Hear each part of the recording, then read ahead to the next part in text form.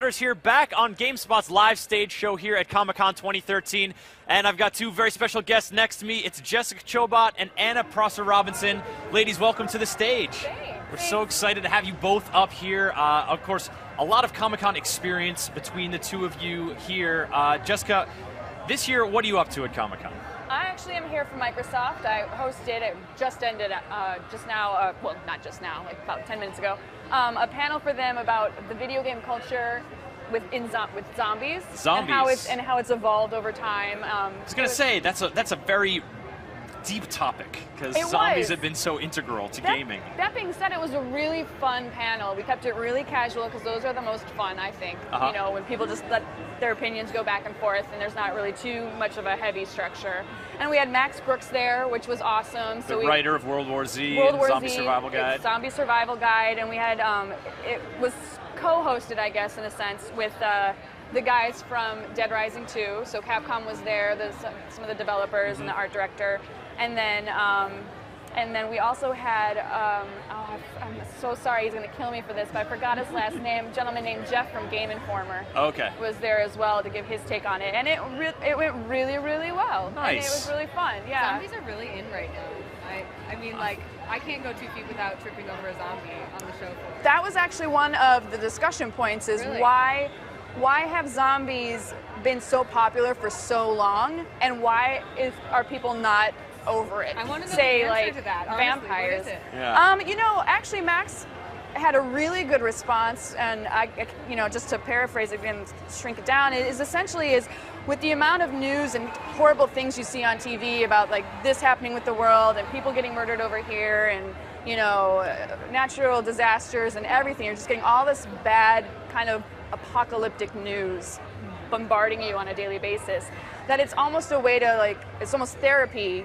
to deal with that by going and playing through something that's a survival, post-apocalyptic, apocalyptic scenario where you can get it out of your system, but you still know it's fantasy because it's zombies. Mm-hmm. So you're not actually confronting the grim reality of what the zombie apocalypse might actually mean. Yeah. You're like, yeah, it's a little bit of catharsis. Yeah, it's catharsis. I mean, which is most video games in the first place. Like, you play them because, well, one, you're having fun, but two, because sometimes you need to let off some steam. Yeah, you need to process some stuff, get those energies out. Yeah. Confronting the grim reality of the zombie apocalypse is what Anna and I did last night. Over at Petco Park, they had the Walking Dead Escape, which is you run up and down stairs around obstacles, and they have people dressed up as zombies trying to get their hands on you. Oh, cool. So like a zombie run. Yeah, pretty much. Yeah. It was legitimately athletic.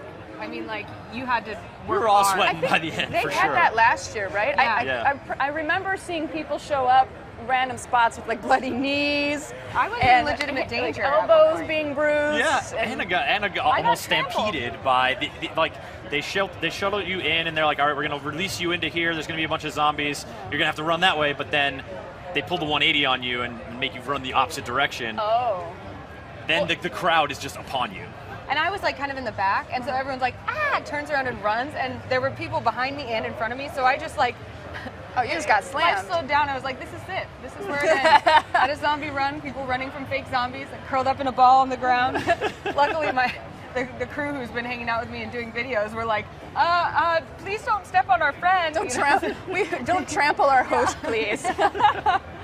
And you've been doing some cosplay of your own today. I know. This is the first time I've ever cosplayed at a con, I think. Like, Really? I've cosplayed for my own entertainment before, but ever for photo shoots and things, but never at a con, so this has been really, really fun. Well, it's a good choice. Thank you. Yeah, absolutely. It's movable, you know, comfortable shoes. Yeah, I've seen some stuff that it looks great, but you just wonder, like, how can you wear that all day long and not be absolutely I saw a guy who had miserably like uncomfortable? a plastic thing around his head. That was exactly my thought. Like, Yeah. how do you Can breathe? you even breathe in that? Yeah, you're steaming in there. Well, Jessica, you've done some cosplay in the past before, right? Well, lightly. I mean, there was 1 or 2 things that I've done. I think the only one I can really remember was Bullet Witch, and I did that just kind of for fun. You know, I wouldn't say that I'm not really a cosplayer. You're not hand stitching things. One of the things was I can't sew, and so I felt like if I was going to buy the costume, that's kind of cheating, and I just felt a little guilty. Yeah. You know, I mean, that's just the way that I felt about it. I mean, it's not to say that you can't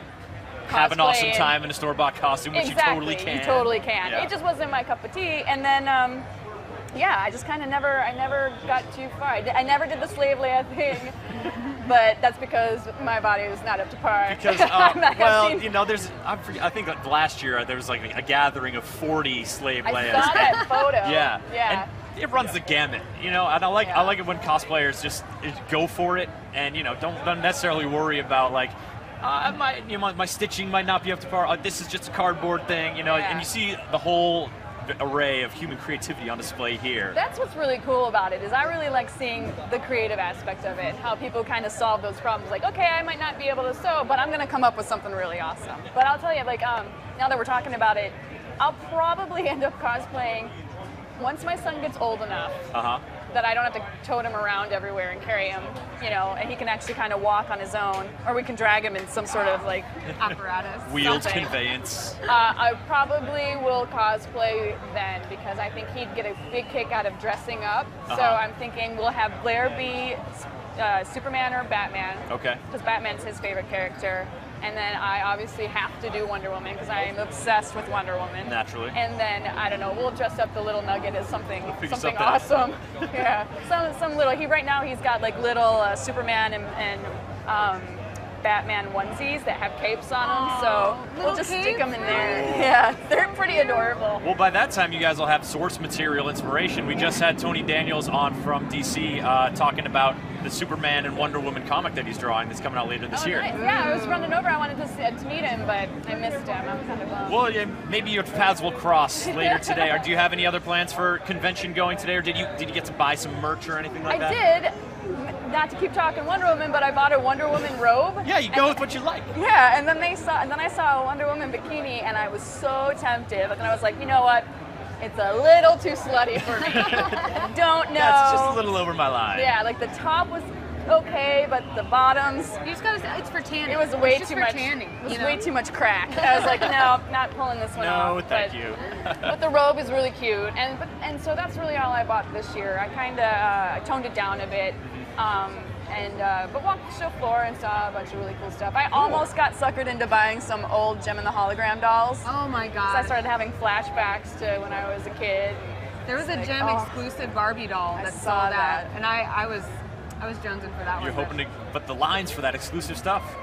There was no way. Yeah. I couldn't do it. See, if they were in the box, I would have bought them then, because then they would have come with the tape. Remember the tape that they'd come with? My That you pop in and you'd like have the Gem and the Holograms, and then I think on the other side was the Misfit one. You'd have like one song from Gem and one song from the Misfits.